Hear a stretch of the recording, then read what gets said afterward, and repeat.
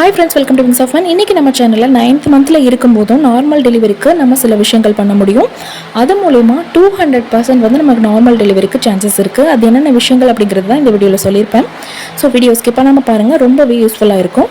First நம்ம பண்ண வேண்டிய விஷயம் 9th மந்தில் எக்ஸசைஸ் தான். ரொம்ப அதிகமாக பண்ணணும், ரொம்ப நேரம் பண்ணணும் அப்படின்னு எல்லாம் கிடையாது. ரொம்ப விகரஸாக பண்ணக்கூடாது.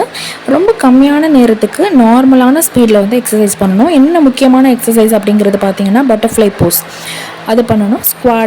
ஸ்குவாட்னா தெரியும் இல்லையா, தொப்புக்கரணை போடுவோம்ல, அந்த மாதிரி பொசிஷன். அடுத்தது டக் வாக், வாத்து மாதிரி நடக்கணும். அதே போல் நார்மல் வாக்கிங் பண்ணணும். இதெல்லாம் ரொம்ப ஸ்பீடாக பண்ணுறேன் அப்படின்னு சொல்லிட்டு ஃபோர்ஸாக பண்ணக்கூடாது. நார்மல் ஸ்பீடில் ரொம்ப கம்மியான நேரத்தில் பண்ணிங்கனாலே போதும். நெக்ஸ்ட் பார்த்தீங்கன்னா விளக்கெண்ணெய் குளியல். இதை நான் நிறைய வீடியோவில் சொல்லியிருப்பேன். விளக்கெண்ணெய் வந்து நிறைய பேருக்கு ஒத்துக்காது அப்படிங்கிற பட்சத்தில் நீங்கள் ஆலிவ் ஆயில் அல்லது கோகோனட் ஆயில் யூஸ் பண்ணிக்கணும்.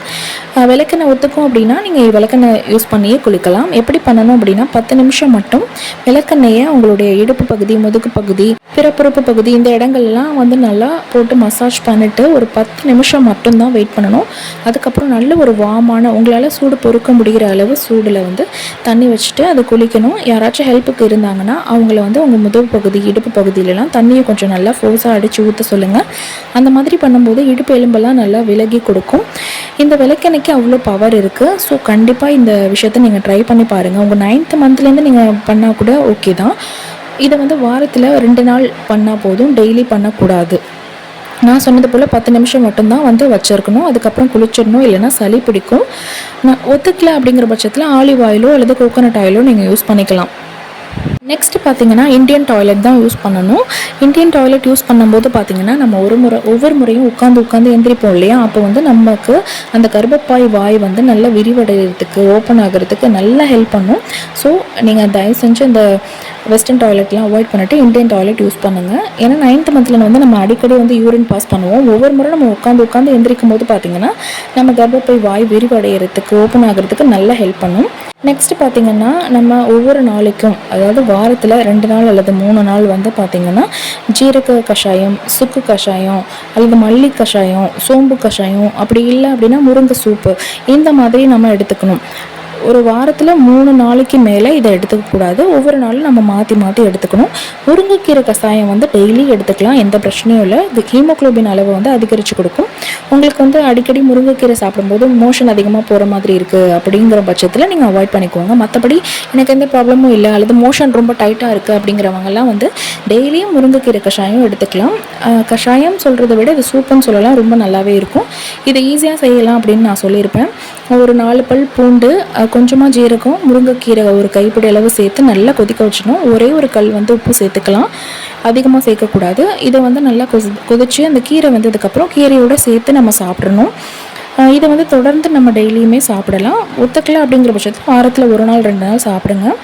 இந்த சூப் பார்த்திங்கன்னா நார்மல் டெலிவரிக்கு ரொம்பவே ஹெல்ப் பண்ணும். அடுத்த விஷயம் பார்த்திங்கன்னா ஜங்க் ஃபுட் எதையுமே நீங்கள் தொடக்கூடாது. மைதா ஐட்டம், பேக்கரி ஐட்டம், முக்கியமாக வந்து ஆயிலில் ரொம்ப பொரிச்ச ஐட்டம், வெளியில் விற்கிற சாப்பாடு எதுவுமே நீங்கள் தொடக்கூடாது. பிடிச்ச உணவு எதுவாக இருந்தாலும் அதை வீட்டில் செய்ய சொல்லி தான் சாப்பிடணும்.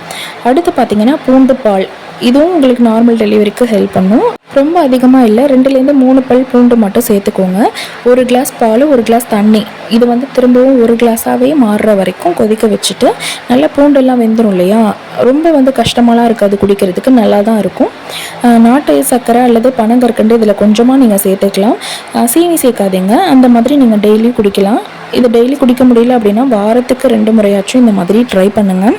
இது வந்து எது வரைக்கும் உங்களுக்கு ஹெல்ப் பண்ணும் அப்படின்னா, நிறைய பேருக்கு வந்து குழந்தை பிறந்ததுமே வந்து சத்து இல்லாமல் பால் வரலை அப்படின்லாம் சொல்லுவாங்க. இந்த பூண்டு பால் வந்து நீங்கள் 8 மாதம் 9 மாதத்துலலாம் குடிக்க ஆரம்பிச்சிட்டிங்க அப்படின்னா உங்களுக்கு பால் கொடுக்கும்போது எந்த பிரச்சனையும் வராது, தாராளமாக பால் சுரக்கும்.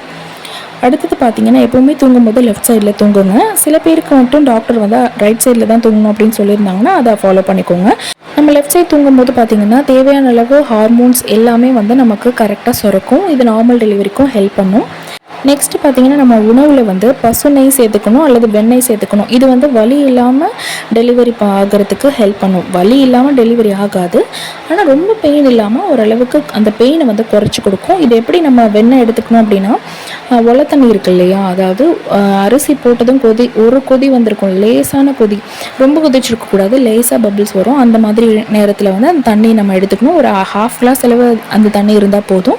அதில் 1 ஸ்பூன் அளவு வெண்ணெய் சேர்த்துட்டு இதை நம்ம வந்து குடிக்கலாம். இது எப்போலேருந்து குடிக்கலாம் அப்படின்னா 7th மந்த்லேருந்து நீங்கள் குடிக்க ஆரம்பிக்கலாம். இதை டெய்லியுமே குடிக்கலாம், எந்த பிரச்சனையும் வராது. உங்களுக்கு அந்த தண்ணி பார்த்திங்கன்னா சத்தான தண்ணி தான். அதே போல் இந்த வெண்ணெய் வந்து அதிகமாக நீங்கள் எடுத்துக்கும் போது குழந்தையை சுற்றி அந்த குழந்தை வந்து வழுக்கிட்டு ஈஸியாக வெளியே வரத்துக்கு தேவையான அந்த பொருள் வந்து அதிகமாக சுரக்கும்.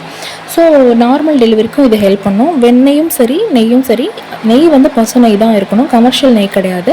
பசு நெய் இருக்கு இல்லையா, வீட்டில் செய்கிற நெய்யை சாப்பாட்டுக்கு போட்டு பிசைஞ்சு சாப்பிடுவோம்ல, அந்த நெய் தான் வந்து நீங்கள் எடுத்துக்கணும். 1 ஸ்பூன் ஏதாவது ஒன்று, வெண்ணெய் அல்லது நெய் ஏதாச்சும் ஒன்று வந்து நீங்கள் உணவில் சேர்த்துக்கணும்.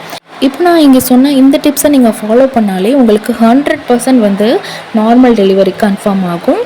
ஸோ நார்மல் டெலிவரிக்கான வாய்ப்புகளை நாம் அதிகப்படுத்தும் போது ஆட்டோமேட்டிக்காக நமக்கு நார்மல் டெலிவரி பாசிபிலிட்டிஸ் வந்து அதிகமாகும்.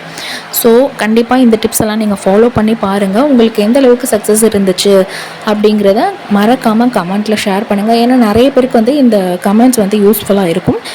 இந்த வீடியோ உங்களுக்கு பயனுள்ளதாக இருந்துச்சு அப்படின்னு நினச்சிங்கன்னா மறக்காமல் நம்ம சேனலை சப்ஸ்கிரைப் பண்ணிக்கோங்க. தேங்க்யூ ஸோ மச் ஃபார் வாட்சிங்.